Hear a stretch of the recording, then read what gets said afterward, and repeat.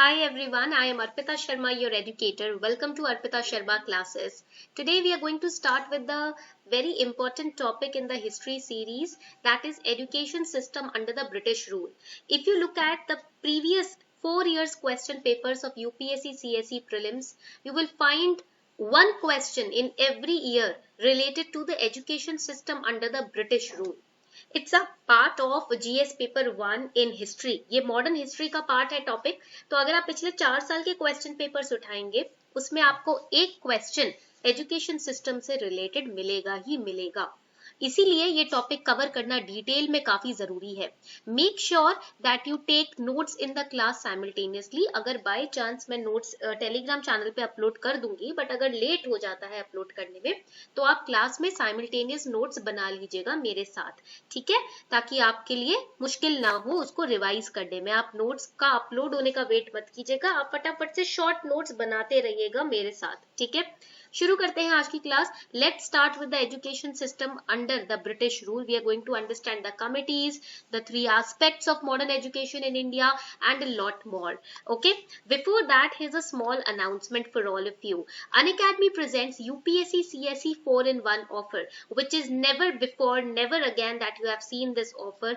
Now, इस offer में आपको कोड यूज करना है अर्पिता 10, ठीक है। अब इस ऑफर में क्या हो रहा है, इस ऑफर में आपको मिल रहे हैं printed notes worth ₹10,000 free of cost. Mega subscription offer, that is extended subscription, यानी कि जब तक आपका प्रीलिम्स नहीं हो जाता तब तक आपका एक्सटेंडेड रहेगा। आप 1 साल का या 1 साल से ज्यादा का सब्सक्रिप्शन लेते हैं अगर, तो आपको यहाँ पर एक्सटेंडेड सब्सक्रिप्शन मिलेगा, ठीक है।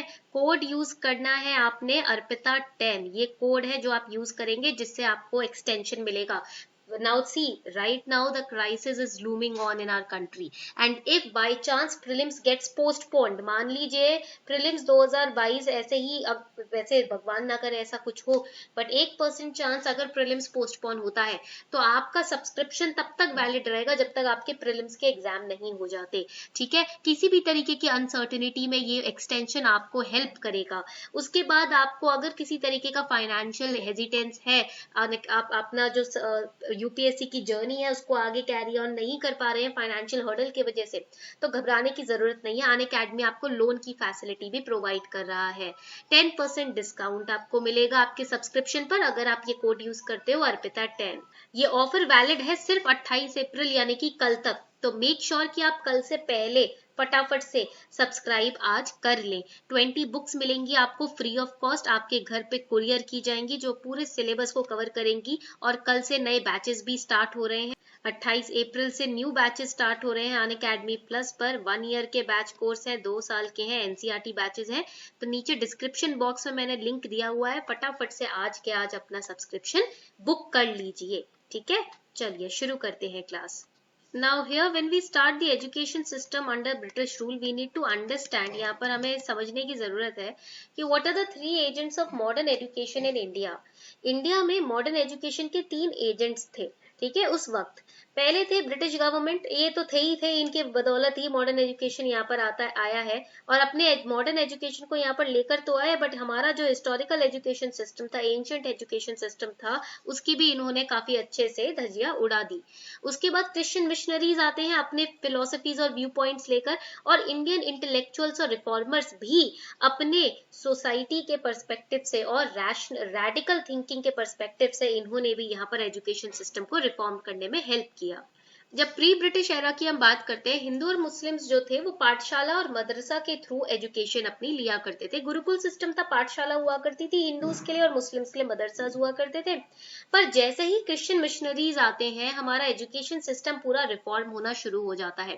क्रिश्चियन मिशनरीज क्या करते हैं, क्लास ऑफ इंडियंस बनाने की शुरू करते हैं, जिनके बीच में भेदभाव करने की कोशिश करते हैं ब्लड और कलर के बेसिस पर, ठीक है। बट उसमें थोड़ा सा अपना इंग्लिश टेस्ट भी डाल देते हैं, यानी कि देखो ब्रिटिशर्स यहाँ पर जब आए थे उनको इंटरप्रेटर्स की जरूरत थी, यानी कि जो उनके लिए हिंदी को इंग्लिश में ट्रांसलेट करें। अब इनको ट्रांसलेशन की जरूरत थी, इंडियंस को इंग्लिश नहीं समझ आती थी और ब्रिटिशर्स को हिंदी नहीं समझ आती थी, जिस वजह से इनको बीच में एक मिडिल मैन की जरूरत थी, एक इंटरप्रेटर की जरूरत थी, जिस वजह से गवर्नमेंट ऑफ इंडिया ने मॉडर्न एजुकेशन सिस्टम को यहाँ पर इंडिया में प्रमोट करना स्टार्ट कर दिया। इतनी बात समझ आ गई आप लोगों को? आगे बढ़ते हैं। अब कंपनी जो है वो एजुकेटेड इंडियंस की मदद चाह रही थी, क्यों? ताकि वो इंडियंस को उन्हीं की मदद से एडमिनिस्टर कर सके। ठीक है, अब ऐसा तो है नहीं कि बिना हमारी सहायता से ये हमें एडमिनिस्टर कर पाए या मैनेज कर पाए। हमें कंट्रोल करने के लिए या हमें मैनेज करने के लिए इनको हमारी जरूरत थी, जिस वजह से, और ये भी चाहते थे कि हमारे लोकल कस्टम्स और लॉज है उनको अच्छे से समझ लें। अगर ये हमारे लोकल कस्टम्स और लॉज को समझ लेंगे तभी और ज्यादा एफिशिएंटली हमें मैनेज कर पाएंगे। इस पर्पस के लिए वॉरेन हेस्टिंग्स ने क्या किया, कैलकाटा मदरसा 1781 में स्टैब्लिश किया मुस्लिम लॉ पढ़ाने के लिए। 1791 में संस्कृत कॉलेज को स्टार्ट किया गया वाराणसी में जोनाथन डंकन के द्वारा, जिन्होंने हिंदू फिलोसफी और लॉज को समझा। और मिशनरीज ने क्या करना शुरू किया, मिशनरीज ने यहाँ पर लोगों को के ओपिनियन को चेंज करना शुरू किया, उनको अपने रिलीजन में कन्वर्ट करना शुरू किया। ये 3 स्टेप्स इन्होंने करने शुरू किए ताकि भारत को और ज्यादा एफिशिएंटली ये अपने हिसाब से मैनेज कर सके या एडमिनिस्टर कर सके। ठीक है, अब यहाँ पर हम देखेंगे, वील सी दैट एजुकेशन का इम्पैक्ट क्या होता है। एजुकेशन एक बहुत ही पावरफुल टूल है, बहुत ही पावरफुल टूल, जिसके थ्रू आप दुनिया को चेंज कर सकते हो, जिसके थ्रू आप काफी चेंजेस सोसाइटी में ला सकते हो। तो जब हम एजुकेशन की बात करते हैं, एजुकेशन फ्रीडम को भी आपकी लाइफ पे लेकर आ सकता है। अगर ज्ञान है जहां पर, वहां पर आजादी है, जहां ज्ञान नहीं है वहां आजादी नहीं है। ठीक है, वहां लोग बंदिशों में, रिस्ट्रिक्शंस में बंधे रहते हैं। तो इस वजह से एजुकेशन एक बहुत पावरफुल टूल है फ्रीडम के गोल्डन डोर को अनलॉक करने के लिए, दुनिया को चेंज करने के लिए। और ब्रिटिशर्स ने एजुकेशन का यूज करके अपने हिसाब से मैनेजमेंट को ट्विक करने की कोशिश की थी। अब हमने ये तो समझा कि ब्रिटिशर्स हमारी भाषा, हमारी संस्कृति, हमारे लॉज को समझने की कोशिश कर रहे थे। यहाँ तक कि जो ब्रिटिश मिशनरीज यहाँ पर आए थे, उन्होंने लोगों को कन्वर्ट करना शुरू किया अपने रिलीजन में, ताकि और इजीली वो इंडिया को रूल कर सके, ताकि उन्हें ज्यादा दिमाग ना लगाना पड़े हमारे रूल्स और लॉज को समझने में, वो सिंपली हमें अपने रिलीजन में कन्वर्ट कर दे। अब यहाँ पर बात करते हैं बैप्टिस्ट मिशनरी विलियम कैरी की। बैप्टिस्ट मिशनरी विलियम कैरी जो थे वो भारत में आए थे 1793 में, और 1800 तक, यानी कि 6-7 साल के अंदर अंदर उन्होंने सीरमपुर में, बंगाल में बैप्टिस्ट मिशन स्टैब्लिश किया, और कुछ प्राइमरी स्कूल्स भी स्टैब्लिश किए आसपास के एरिया में। अब जितने इंडियन रिफॉर्मर्स थे वो चाहते थे कि वो मॉडर्न एजुकेशन के थोड़े से पक्ष में थे, क्योंकि वो चाहते थे कि जैसे बदलते समय के साथ हमें भी खुद को बदलना होगा। जैसे जैसे समय बदल रहा है, लोग बदल रहे हैं, लैंग्वेज बदल रही है, एजुकेशन बदल रही है, वैसे वैसे हमें भी आगे बढ़ना है अडेप्ट करके। तो उन्होंने क्या किया, रैशनल थिंकिंग और साइंटिफिक प्रिंसिपल्स की मदद से मॉडर्न एजुकेशन सिस्टम को इंडिया में और स्प्रेड करना, उसका प्रचार करना शुरू किया।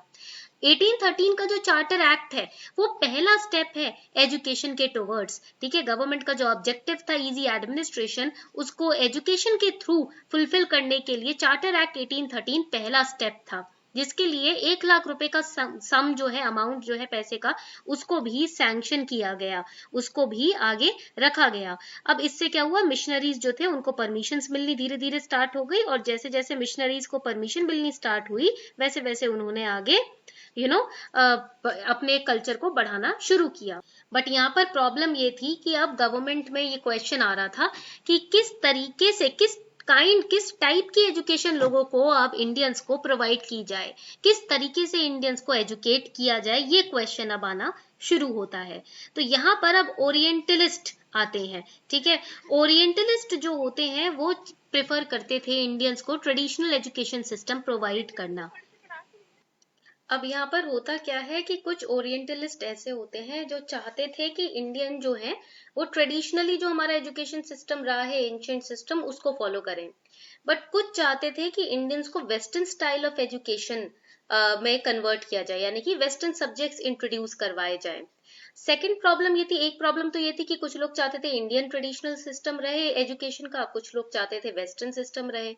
अब दूसरी प्रॉब्लम ये थी कि लैंग्वेज क्या होगी। अब कुछ लोग चाहते थे कि वर्नाकुलर इंडियन लैंग्वेज, जो लोकल लैंग्वेज है, वो यूज होनी चाहिए, और कुछ लोग चाहते थे नहीं, इंग्लिश लैंग्वेज को लाना चाहिए, क्योंकि देखो इंडियंस को हम ट्रेन कर रहे हैं ताकि वो गवर्नमेंट को हेल्प करे एडमिनिस्ट्रेशन में, तो इंग्लिश लैंग्वेज तो आनी चाहिए, राइट। तो इसलिए इंग्लिश लैंग्वेज को लाने की बात की गई कि इंग्लिश लैंग्वेज में पढ़ाया जाए। अब इस इशू की वजह से होता क्या है कि 1823 तक कोई मनी ही एलोकेट नहीं किया गया फंडिंग के लिए, एजुकेशन सिस्टम को फंड करने के लिए कोई अमाउंट ही एलोकेट नहीं किया गया। जब general committee of public instruction तैयार की गई तो उस वक्त मनी एलोकेट करने में इशू रहा, क्योंकि ये जो इश्यूज थे कि डिसीजन मेकिंग इश्यूज थे ये सॉल्व नहीं हो रहे थे। तो 1835 में डिसाइड किया गया कि वेस्टर्न साइंस और लिटरेचर इंडियंस को पढ़ाया जाएगा इंग्लिश मीडियम लैंग्वेज में, और ये डिसीजन लिया गया लॉर्ड विलियम बेंटिक की गवर्नमेंट के द्वारा।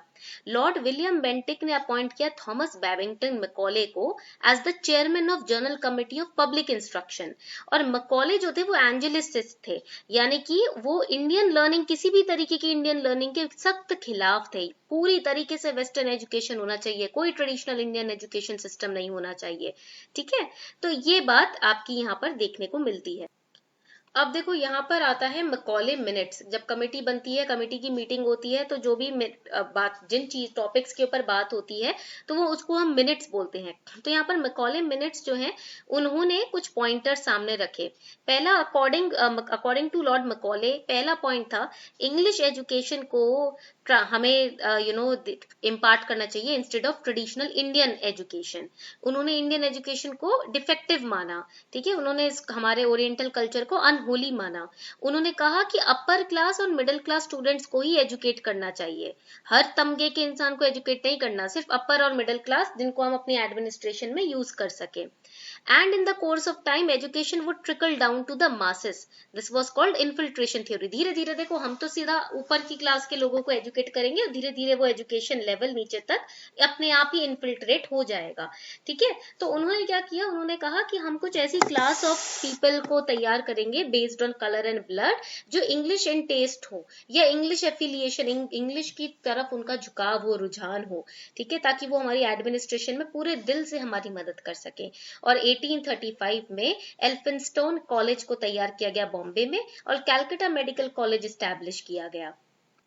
तो ये थी आपकी education system under the British rule. मैंने आपको तीनों पॉइंट ऑफ व्यू समझा दिए कि किस पॉइंट ऑफ व्यू से एजुकेशन सिस्टम को यहाँ चेंज करने की कोशिश की गई, क्या क्या पैरामीटर्स थे चेंज करने के, और किस किस कमिटी ने किस तरीके से किस प्रेफरेंस को किस आप बोल सकते हो तरीके को, काइंड को प्रेफर किया।